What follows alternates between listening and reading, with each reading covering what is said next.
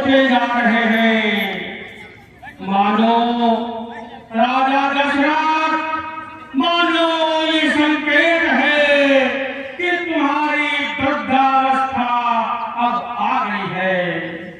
इसलिए हे राजन, तुम्हें उचित है कि अब अपने राज्य का कार्यभार अपने बड़े पुत्र राम को सौंपकर और भगवान का भजन किया जाए।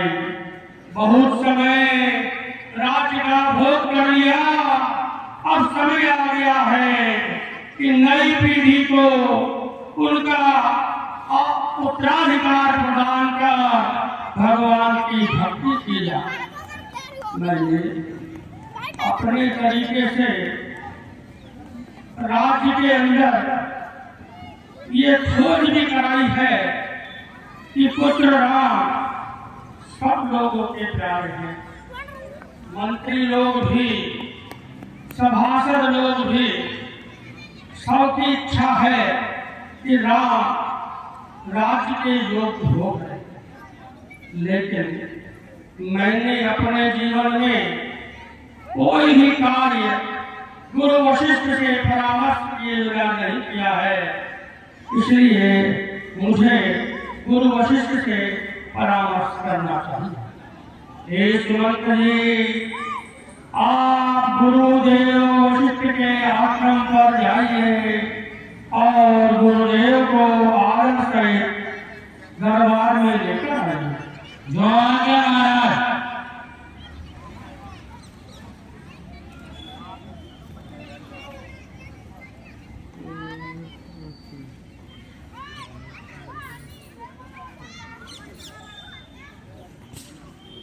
गुरुदेव के चरणों में वशिष्ठ का प्रणाम स्वीकारो।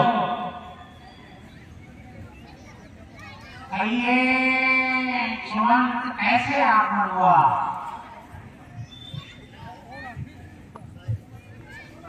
हे ऋषिराज, आपको महाराज ने याद किया है।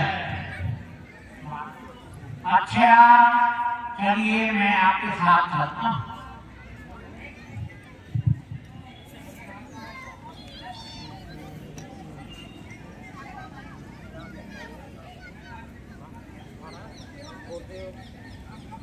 द्वार पर पधार चुके हैं। उन्होंने आदर से द्वार पर ले लिया। गुरुदेव के चरणों में प्रणाम स्वीकारो। आयुष्मान भाई, सत श्री भाव। आइए गुरुदेव जान।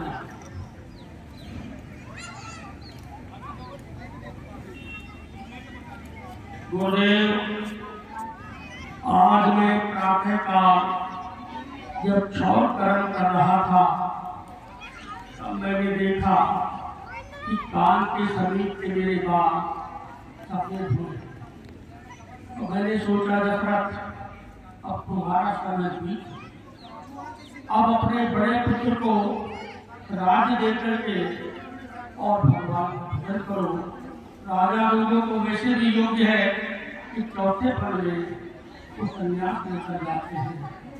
इसलिए गुरुदेव, मैंने आपको उसी बात के लिए परामर्श करने के लिए राजा है उचित विचार।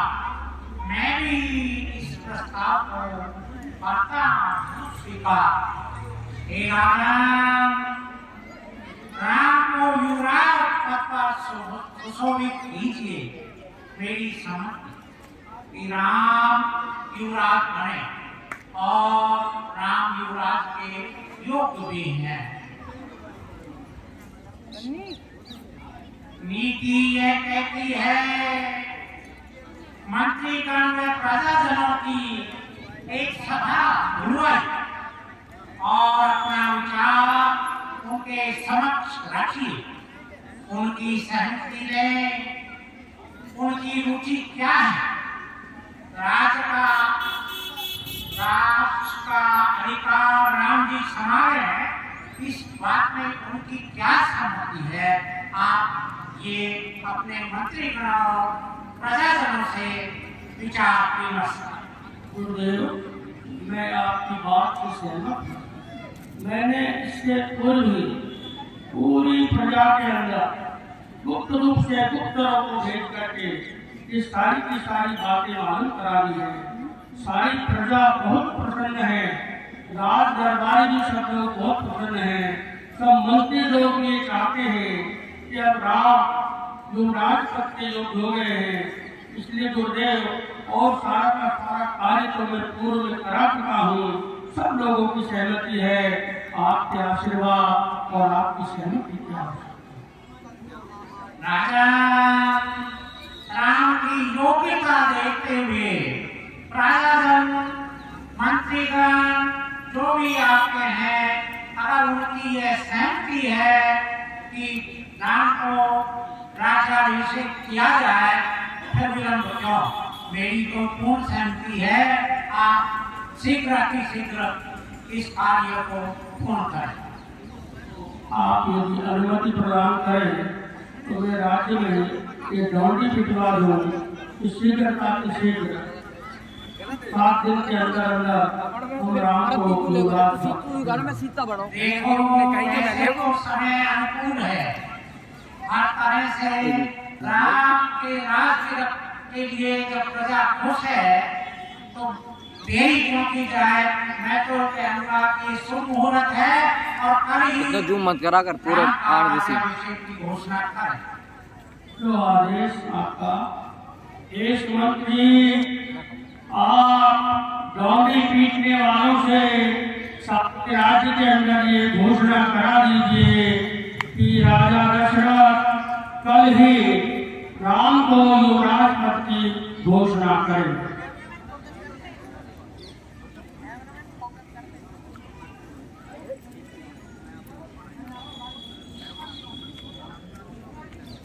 जो आज्ञा राजन, हे नगर निवासियों,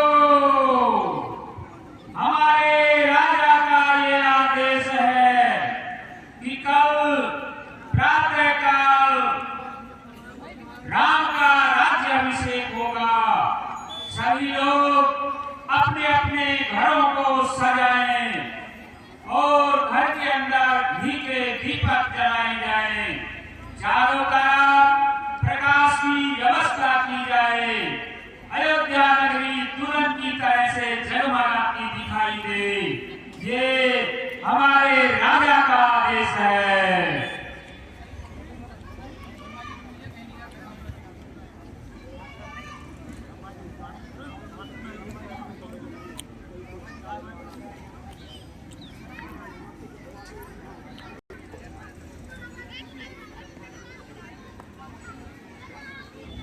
पिताजी के चरणों में नारद का प्रणाम स्वीकारो। आयुष्मान हो। हे पिताजी, मैं मृत्यु लोक से आ रहा हूँ। वहां पर श्री रामचंद्र जी का राज्याभिषेक किया जा रहा है। राजा दशरथ ने मनाली पिटवा दी है कि कल ब्रह्म मुहूर्त में राम का राज्याभिषेक होगा। हे पिताश्री, श्री राम का जन्म तो पृथ्वी का भार उतारने के लिए हुआ है। यदि उनका राज्याभिषेक हो गया तो देवताओं का कार्य अधूरा रह जाएगा। अब आप विचार कीजिए,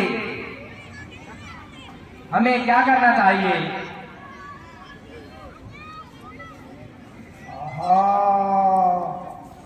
हे पुत्र,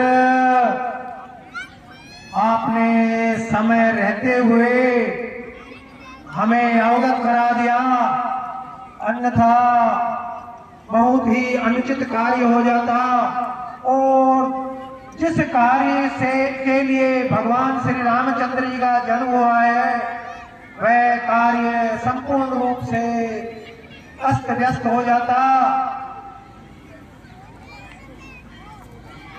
हे नारद, तुम जाओ, मैं इसकी व्यवस्था करता हूँ और समस्त देवताओं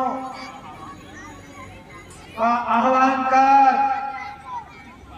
इसका उचित उपाय करूंगा।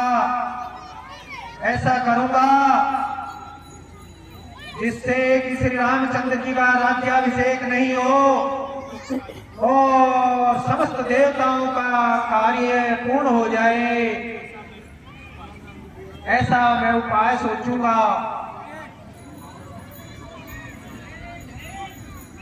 जो आज्ञा पिताजी।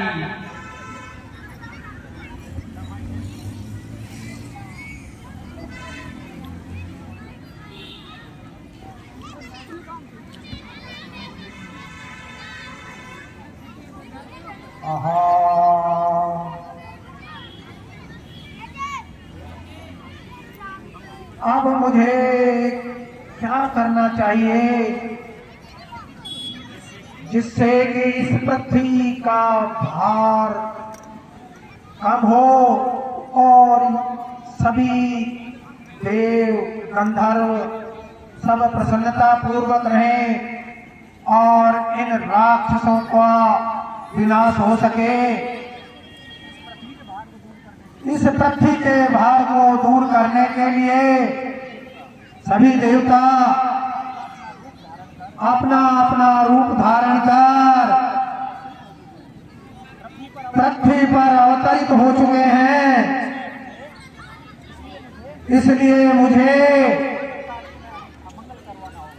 इस मंगल कार्य में अमंगल ही कराना पड़ेगा, तभी हमारा कार्य पूर्ण होगा। हाँ, मुझे याद आया, मेरी पुत्री सरस्वती को इस कार्य के लिए बुलाना चाहिए। उसी से देवताओं का कार्य सिद्ध हो सकता है। हे पुत्री सरस्वती, हे पुत्री सरस्वती, हे पुत्री सरस्वती। पुत्री सरस्वती, जिस कार्य में आप विलंब न कीजिए।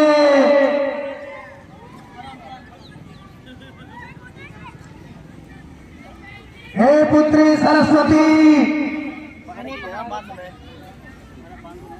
आओ आओ पुत्री सरस्वती आओ।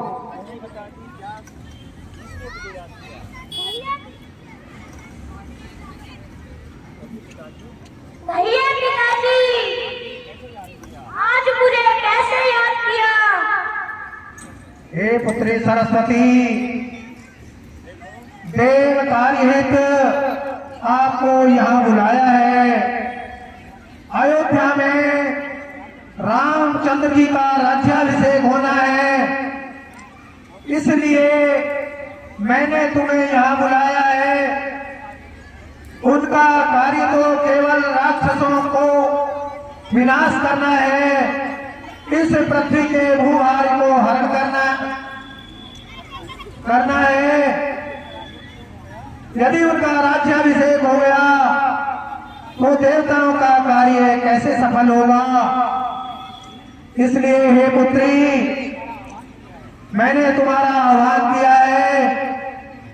आप अयोध्या नगरी में जाओ और वहां पर कैकेयी की दासी मंत्रा है और रानी कैकेयी है। उन दोनों की जिह्वा पर, उनकी बुद्धि पर बैठ करके उनकी जिह्वा से अनुचित कार्य करवाना एवं ऐसा करना कि रामचंद्र जी को 14 वर्ष का वनवास हो सके। ये पिताजी, ये आप क्या कह रहे हैं? मैं मंगल में मंगल नहीं करूंगी। ऐसा मेरे लिए अच्छा नहीं है। हे पुत्री सरस्वती, यह देवताओं का कार्य है और इसमें मंगल और अमंगल की कोई परिभाषा नहीं है। इसमें सबका मंगल ही मंगल है। जिसमें सबका भला हो वह शुभ कार्य होता है, उस कार्य में कोई अमंगल नहीं होता है। इसलिए आप निसंकोच यह कार्य करके और इस देवताओं का कार्य करने का श्रम करें। इसलिए आप अयोध्या जाओ और जैसा मैंने कहा है मंथरा एवं कैकेयी के कंठ पर बैठ जाओ, जिससे कि देवताओं का कार्य सफल हो और वो। ठीक है पिताजी, यदि आपकी ऐसी आज्ञा है मैं ऐसा ही करूंगी। आज तो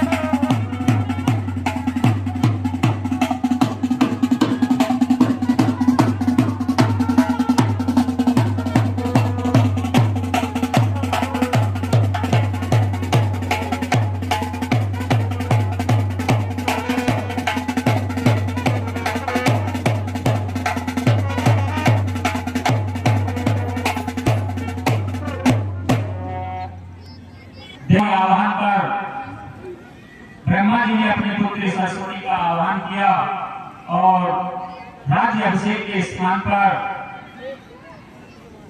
राम को वनवास मांगने के लिए रानी कैकेयी और मंथरा दोनों एक दूसरे के पूरक सहायतार्थ उनकी जिह्वा पर बैठ जाती है। और इसी प्रसंग में नाम मंथरा मंदमती चेरी कैकेयी के अजस पिटाई ताह करी गई गिरामती फेर। इस प्रकार से सरस्वती ने मंथरा और कैकेयी दोनों की मति को बिल्कुल विपरीत कर दिया।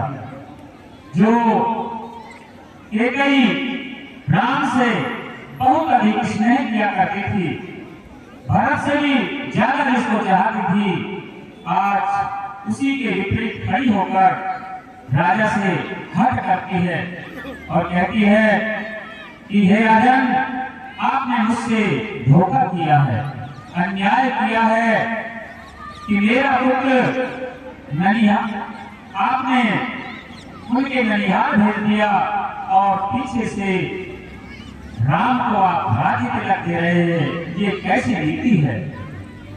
राजा दशरथ उनको खूब समझाता है, लेकिन रानी तनिक भी नहीं मानती और यहाँ तक कि राजा को वर देने के लिए विवश कर देती है। तो इस प्रकार से इसी मंच से सर्वप्रथम कैकेयी और मंथरा का संवाद आप देखेंगे। कैकेयी और मंथरा भी रानी को समझाती है, क्योंकि दोनों की जिह्वा पर सरस्वती का वास हो गया था और अयोध्या के विपरीत कार्य करने के लिए दोनों तत्पर थी। तो सर्वप्रथम मंथरा ने कैकेयी को समझाया कि हे रानी, तेरे साथ बहुत बड़ा अन्याय होने जा रहा है, तुम्हारा पुत्र ननिहाल गया हुआ है और राम को राज्याभिषेक होने जा रहा है। आप हमेशा के लिए यदि राम को राज्याभिषेक हो गया तो तुम एक दासी ही रह जाओगी, इसलिए आप समझिए और अपने पुत्र को राज दिलाने के लिए राजा को विवश करिए। प्रारंभ में कैकेयी मंथरा की बातों पर नहीं आती है और कहती है कि हे मंथरा, राम ऐसा नहीं है। भरत और राम में कोई अंतर नहीं है। इसलिए आप ऐसी बातें मत करो। इसी के साथ मंथरा के साथ में कनकौवा और मनकौवा दोनों इधर आते हैं और वो कहते हैं कि ये किस प्रकार का शोर शराबा, चारों तरफ प्रकाश ही प्रकाश नजर आ रहा है। ये अपने कनकौवा और मनकौवा से मंथरा पूछती है।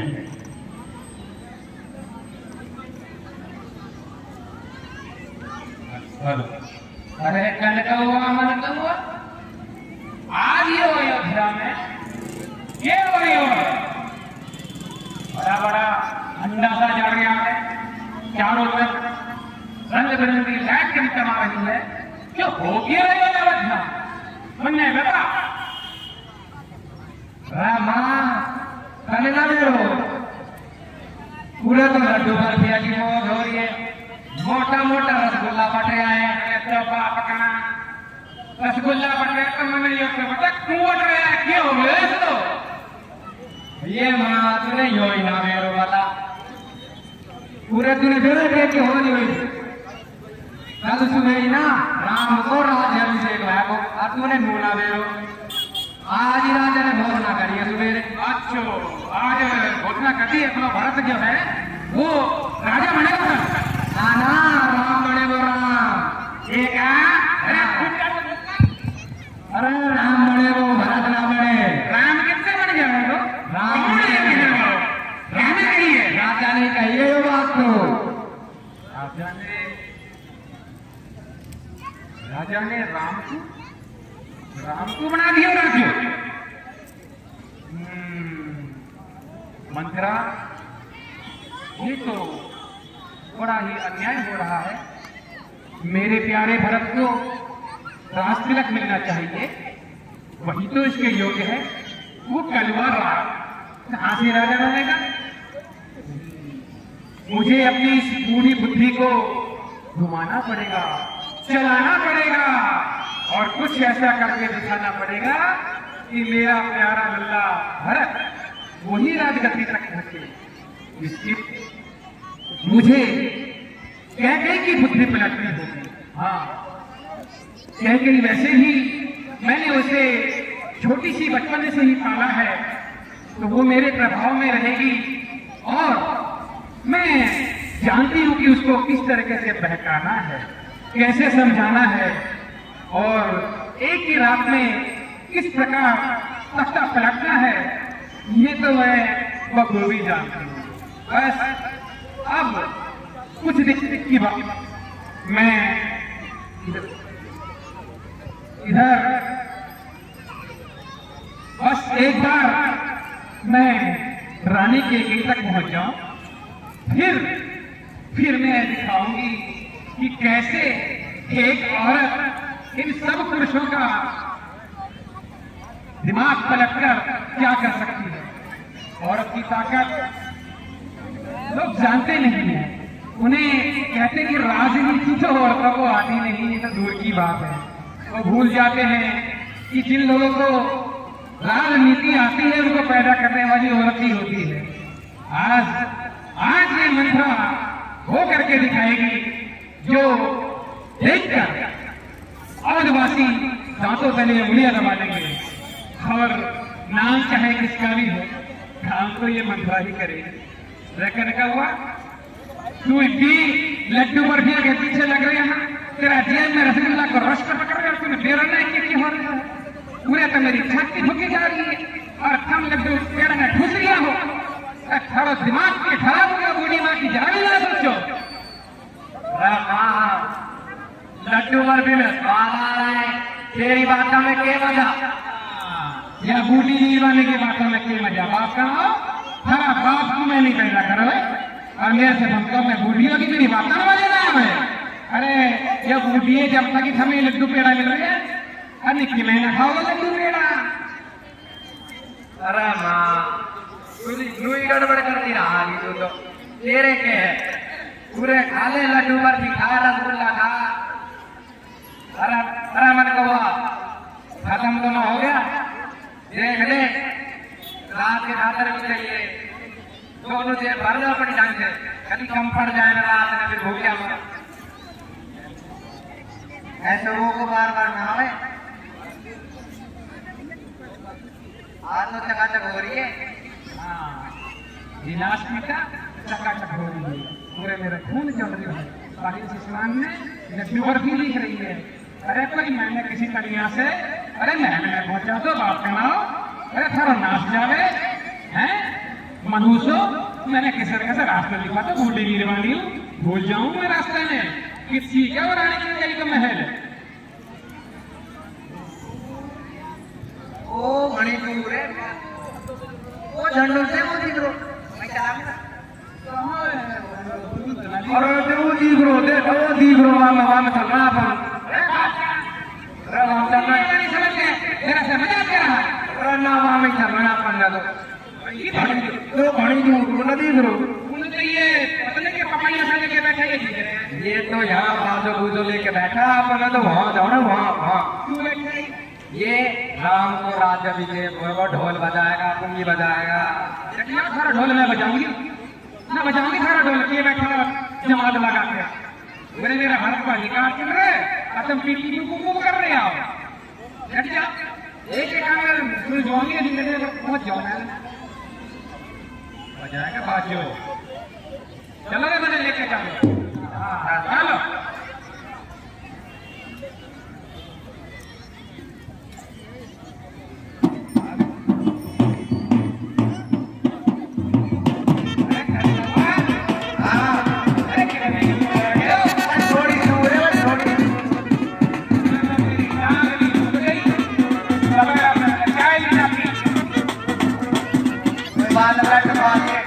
कोई बात है, चाहे ना भी तो दूसरा खाइए, राम को राजा भी देगा, ऐसा पूरी हो रही है,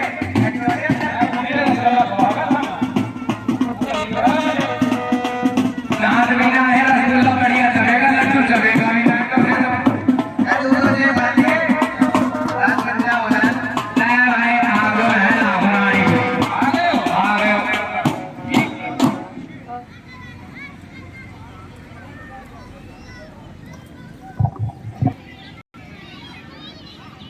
हैं मंथरा, क्या बात है,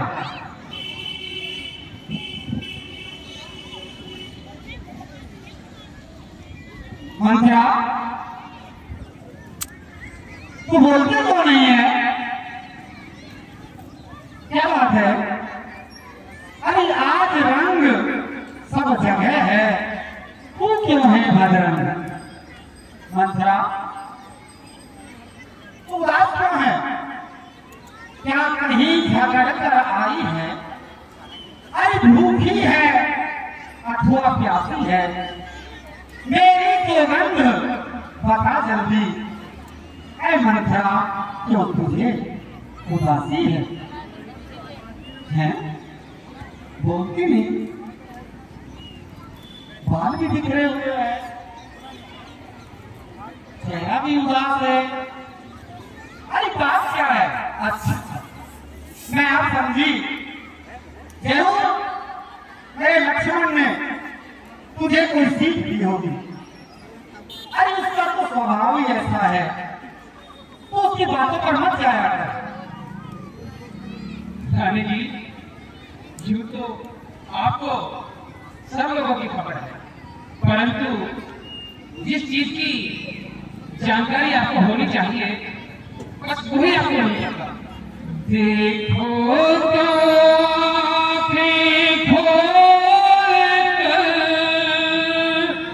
घर घर में मच रही धूम, राज तिलक कल राम का और तुम्हें नहीं मालूम, तुम्हें नहीं मालूम, वक्त भी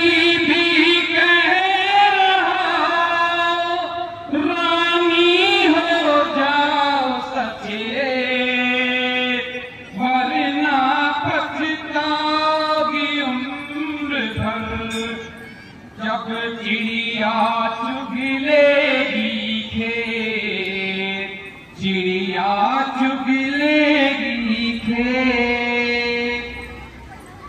क्या बात है? जिसका कल होगा राज तिलक मर्तबा बुलंद उसी का है। राजा जी जिसे चाहते हैं, रानी जी, राजा जी जिसे चाहते हैं, ये फंद उसी रानी का है। कुछ तुम्हें दिखाई देता है, ये खुशी नहीं है मातम है।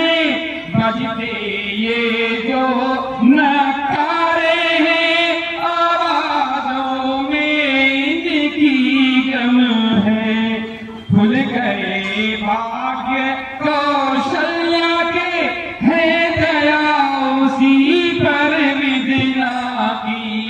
रानी किस घोर नींद में हो, समझो तो चाल उस राजा की।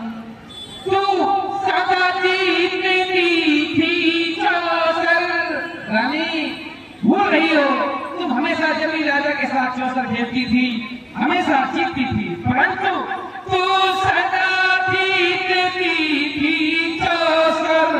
पर अभी तो मात तू खा रही है, ले देख गोद तेरी रानी किस घर पर मार खा रही है। तू समझ रही दशरथ मेरा, तू समझ रही राजा दशरथ मेरा है, मेरे वश में है। बाहर आने वाला है, जो तीर छुपा कर कश में है। रानी जी आगे सुनो, जो तुझको प्राण समझते थे, दिन रात वो तेरे रहते थे। अरे जो प्यार भरत को करते थे, नैनों का तारा कहते थे। वे ही राजा वे ही दशरथ तेरी जड़ काटे जाते हैं। हकदार राम को माना है, उसको ही मुकुट पहनाते हैं। रानी जी समझो, समझो इस गहरी चाल को, वरना कुछ नहीं रह जाएगा पचपने के सिवा। बस कर मन थे, बस कर, चुप रहे घर थोड़ी कहीं की। अगर दोबारा ऐसे वचन कहे ना, तो मैं तेरी जबान खिंचवा लूंगी, तेरा मुंह चुरा डालूंगी। चल निकल यहाँ से चांडाल। अरे कितने तेरी मति मारी है, जो स्वच्छ रूई की ढेरी में तू बनकर आई चिंगारी है। अब के जो ऐसे वचन कहे, तो मुंह तेरा नुकवा लूंगी। अरे युवराज राम होगा फल, मैं तुझको मुंह मांगा दूंगी। हाँ सच्ची तो कहा है, काने लंगड़े और कुबड़ों को कुटिल और कुचाली ही जानना चाहिए, और उनमें भी स्त्री और खासकर दासी। अरे कुचा कुटनी पापिन डायन, अरे क्यों करने आग लगाती है। अरे क्यों सूरज पर मिट्टी डाले, और अमृत में जहर मिलाती है। अरे दुष्ट इतना तो समझ लगा, तू किस कुल का भोजन खाती है, और उस कुल को ही दुर्भाग्य तू नाश कराना चाहती है। नहीं नहीं मंथरा, ये तेरी सोच बिल्कुल गलत है। अरे ये प्रिय मंत्रा, तू नाराज न हो ना, मुझे तुम पर क्रोध नहीं है, मैंने तो तुझे ये सीख दी है। तू मुख्य अनुचरी है मेरी, तू मुख्य अनुचरी है मेरी, इस कारण पुरस्कार दूंगी। अरे कल है त्योहार हमारे घर, शादी उपहार हार दूंगी। रानी जी क्या बात है, आज तक जिसने तुम्हें अपनी गोद में लेकर खिलाया तुम उसको नहीं समझ पाई। क्या ये दासी, ये तुम्हारी चाकरी करने वाली एक हार के लिए इतना सब कुछ कर रही है? ये हार तुम्ही को शोभा दे, दासी ने लाल किन माल की है, माल की है जीत राम की और हार उस भोले भरत लाल की है, लाल की है। कुछ याद तुम्हें आता रानी, जब ब्याह किया था राजा ने, तेरा ही पुत्र राजा होगा ये वचन दिया था राजा ने। अब उसकी चालाकी देखो किस ढंग से पलटा लेते हैं पर देश भरत को भेज दिया और राज तिलक राम को देते हैं बलिहारी ऐसे उत्सव की जो देश देश में न्योते हो। एक पुत्र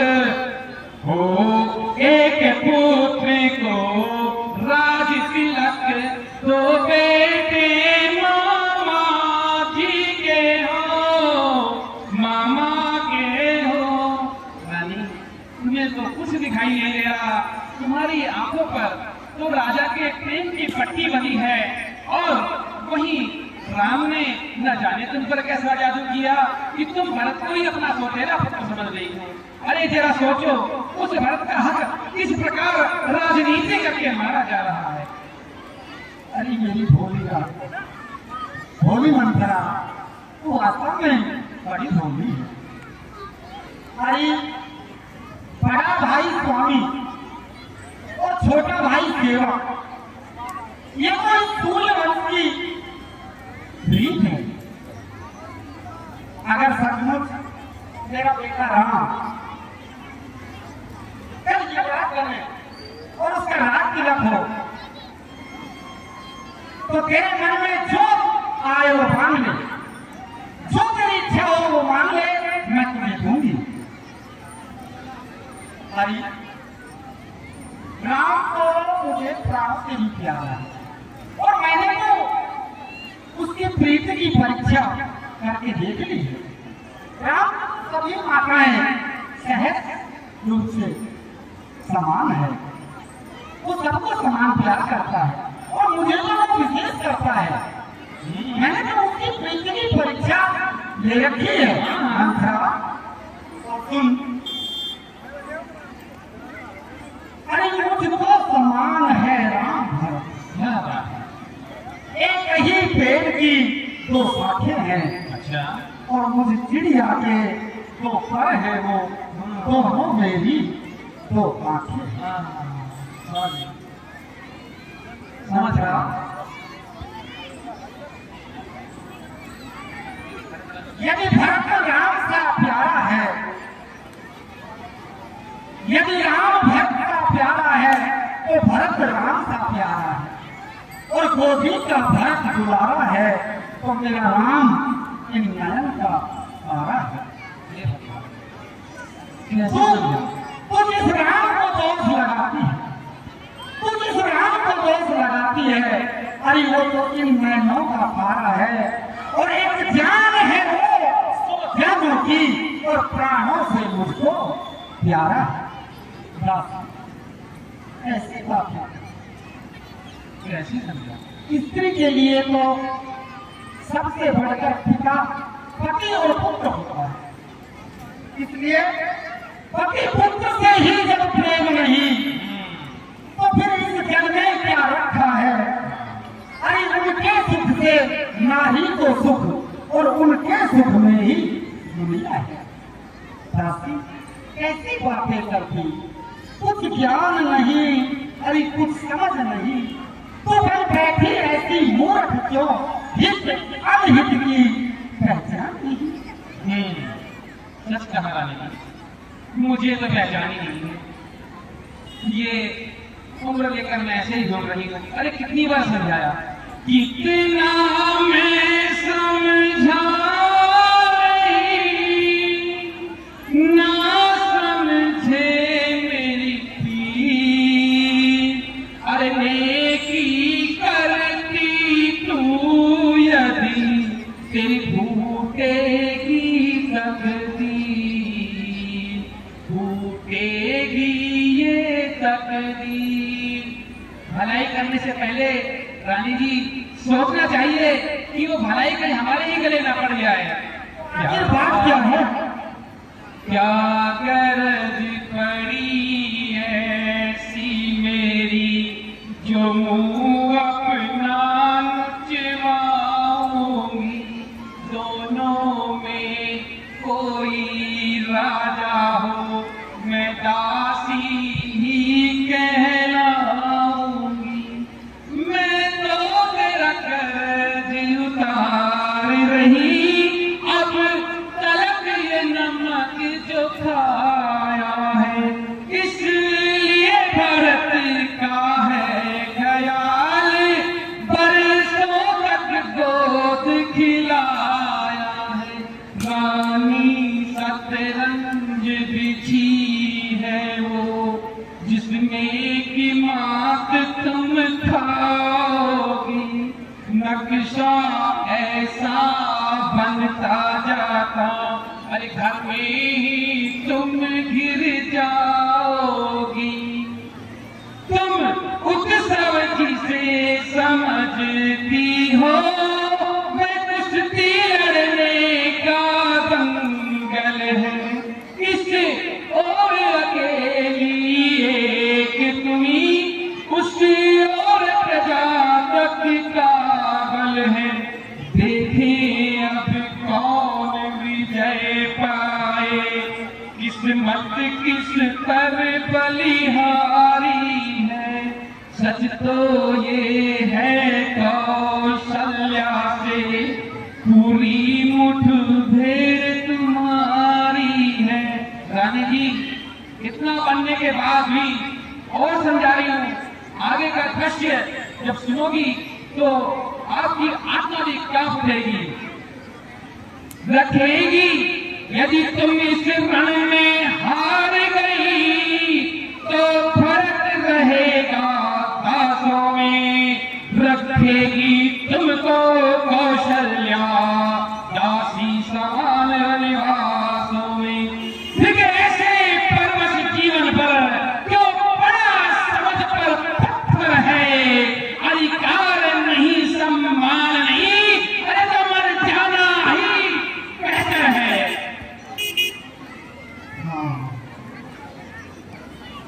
मंत्रा सुन, तेरी बात सत्य है।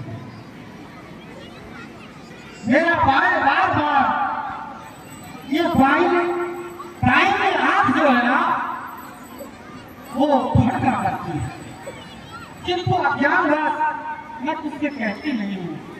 और हे सखी, मुझे रात को बुरे बुरे सपने आते हैं। अच्छा, हे सखी, मैं क्या करूं?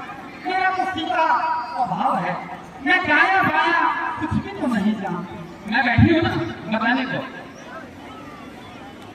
ये मंत्रा, मैंने आज तक कभी किसी का बुरा नहीं किया, फिर न जाने इस पाप ने आज मुझे कितना असहनीय दुख दे डाला। मंत्रा, मैं चाहे बाकी का पूरा जीवन बिहार में बिता दूं, इनको सोच की चाकरी नहीं करूंगा, नहीं करूंगा। अरे विधाता जिसको शत्रु के वश में रखकर जिलाता है, ऐसे जीने से तो मर जाना ही बेहतर है। तो ठीक ही कहते हैं। हाँ, अब ध्यान मुझे भी आता है कि अपना अपना ही होता है और गैर गैर ही होता है। मैं समझ गई मंत्रा, मैं समझ गई। मेरा तू भला चाहती है, तुझको पहचान लिया मैंने, निश्चय ही कपट धूप में है, ये सब पहचान लिया मैंने। मंथरा, मंथरा कदापि नहीं होगी कौशल्या की मनमानी अब, और युवराज बनेगा मेरा भरतलाल। जिद ये ही मैंने ठान लिया। क्या तू मुझे याद नहीं करती तो मैं तो बर्बाद हो जाती। अरे मैं तो हो जाती बर्बाद, अगर तू नहीं कराती याद, अगर तू नहीं कराती याद, मैं तो हो जाती बर्बाद। और तेरी हमदर्दी की दाद देती हुई सदा गुण गाऊं, उदासी बता कोई तकदीर, अब मैं कैसे यत्न बनाऊं, उदासी बता कोई तकदीर, अब मैं कैसे यत्न बनाऊं। आ गई चिड़िया दाना चुगने आ ही गई, फंस गई। अब कोई उपाय तू ही तो बता, मैं क्या करूं। और घर सुन मेरी बात, घर में कामयाब हो जाऊंगी तो पता है तुझे क्या दूंगी। अब समझ रही हो रानी जी जो मैं कहना चाह रही थी। होगा ये याद तुम्हें रानी, हाँ है मंत्रा, तो बड़े राजा परिथाती हैं, ये घर का युद्ध जीतने को बस वही तीर दो काफी हैं। आज ही खेलना है शिकार, रखो इस बाण बुझा कर तुम, अरे मौके पर उन्हें चला देना, नग की चौकड़ी भुला कर तुम। नग जब अंतपुर में आए, तिरछी कर भावे कमानों की, पहले तो दिखलाओ प्रिया चरित्र, फिर मांगो उन वरदानों को। अरे मांगना खूब चतुराई से, जो मांग सफलता पा जाए, उस समय मांगना जब रानी, उस समय मांगना जब राजा, सौगंध राम की खा जाए। अरे कहना तो वचन मांगती हूँ, राजा मेरा भरतलाल ही हो। अरे 14 वर्षों को रामचंद्र तपस्वी बनकर वनवासी हो। बस रानी कितना ही करना, और फिर देखना कैसे मैदान साफ हो जाता है। तुम्हारे ये जो बुरा करने वाले हैं कैसे वो कचरा बनकर पीछे हो जाएंगे। ठीक है मंत्रा, जैसा तू कह रही है मैं ऐसा ही करूंगी।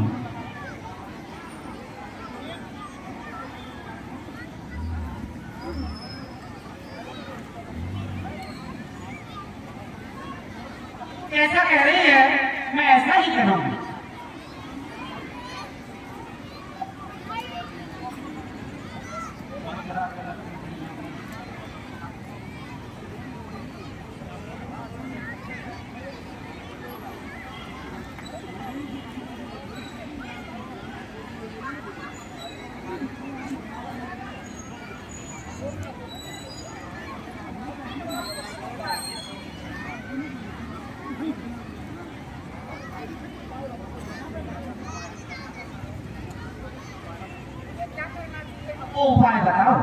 हाँ रानी जी, मैंने तुम्हें बताया है कि तुम सीधे भरतलाल जी के लिए अपना रास्ता मांग लो और राम को 14 वर्षों के लिए वनवास भेज दो। इसमें तुम्हें कुछ नहीं करना है। वाह सखी वाह, तेरी मति की बलिहारी है आपके भरत ऋणी तेरा और तू ही उसकी महतारी।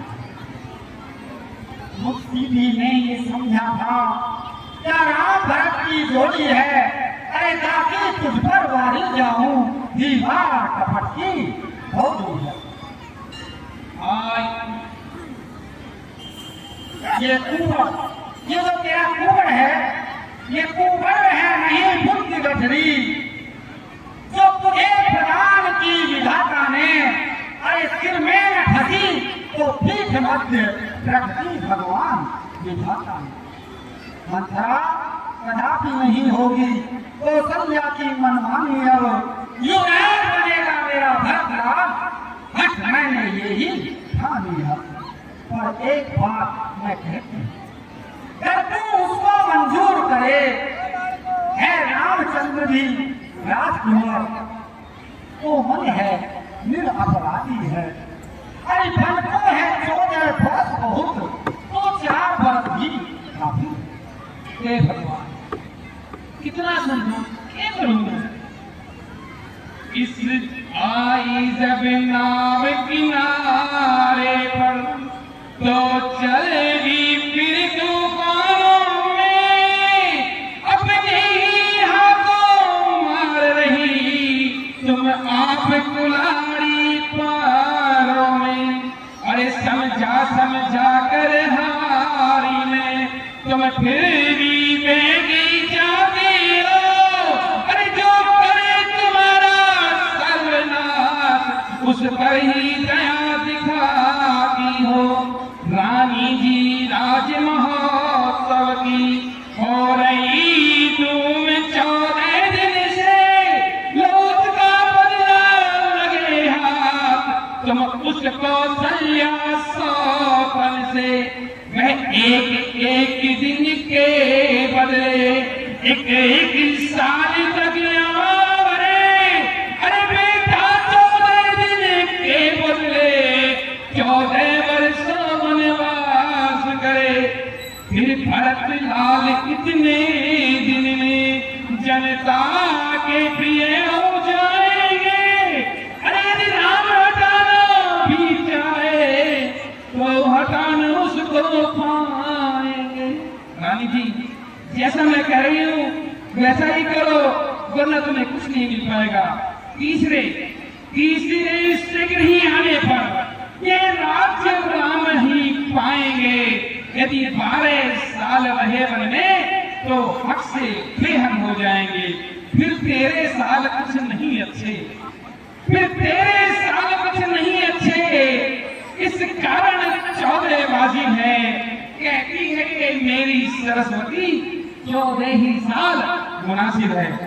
अब समझ गई, सब जान गई, सब समझ गई, सब जान गई। अब आग लगाओ वन में तुम, वे देखो संध्या होती है, बस जाओ तो भवन में तुम। रानी जी, जाते जाते फिर से कह रही हूँ, मैं वही कोने में छिपी हुई देखती रहूंगी जब तक राजा राम की सौगंध न खा जाए, तब तक अपनी मांगों को मत मांगना। जाओ और जैसा मैंने कहा है वैसा करके दिखाओ।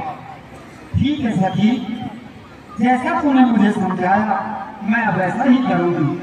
अब तू देख मैं क्या क्रिया चरित्र दिखाती हूँ और राजा को कैसे अपने बस में करती हूँ। आई तू तो मुझ बही जाती हुई के लिए सहारा बनी। ऐ मंत्रा, जब ये मेरा काम बन गया तो मैं सच कहती हूँ तुझे अपनी आंखों की पुतली बना लूंगी। वाह मंत्रा वाह, अब तू मेरा क्रिया चरित्र देख। अब मैं कोप भवन में जाती हूँ।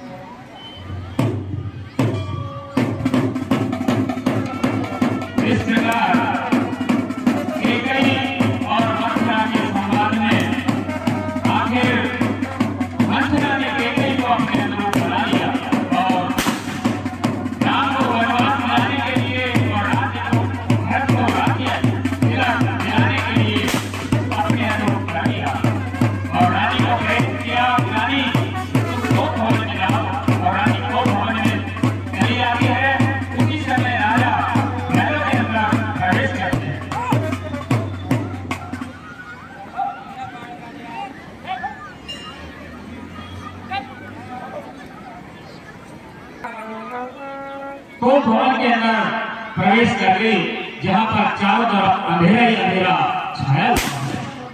जो महल प्रतिदिन रोशनी में जगमगाया करते थे, आज वहां पर चारों तरफ अंधेरा। सुमंत्री, आज हम महलों में अकेले जाएंगे, आप थोड़ी देर के लिए दरबार में जाइए। हम भगवान राम का जो राजपद की घोषणा सुन के को अपने मुख से सुनाएंगे। आज ये क्या हो रहा है कि चारों ओर अंधेरा क्यों छा रहा है? जिधर देखो उधर अंधेरा ही अंधेरा, ना कोई दास दिखाई दे रहा है, ना कोई दासी दिखाई दे रही है। हे मंत्रे, हे भक्तगणों, हे सेवकगणों, ये क्या हो रहा है? महलों में अंधेरा कैसा हो रहा है? हे राजन, मुझे तो कुछ पता नहीं। काफी समय हो गया, चारों तरफ सन्नाटा छाया हुआ है, यहाँ पर कोई नजर नहीं आ रहा। रानी, रानी जी कहाँ है? रानी अंदर लेटी हुई है। कहाँ लेटी हुई है? वो भी कोप भवन में। कोप भवन? हाँ राजन, कोप भवन में। रानी के कई कोप भवन में? ये क्या हो रहा है? उठाता हूँ कदम इस ढक में, उठाया नहीं जाता, रहा हूँ बेमतलब, समझ में कुछ नहीं आता। क्या कारण है कि रानी के कई कोप भवन में क्यों चली गई? राजा